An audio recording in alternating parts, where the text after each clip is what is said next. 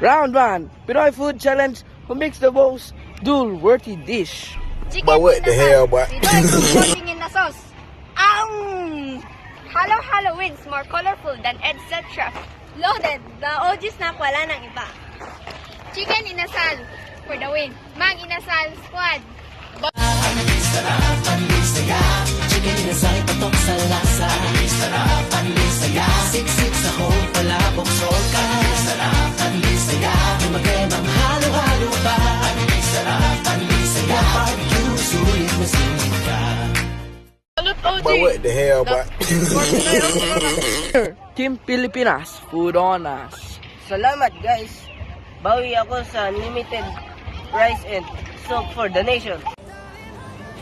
Nothing beats a Jet2 holiday. And right now, you can save £50 per person. That's £200 off for a family of 4. We've got millions of free child place holidays available with 22 kilograms of baggage included. Ang tunay na Pinoy walang lag sa saya. No more bingay wating ang probinsyano.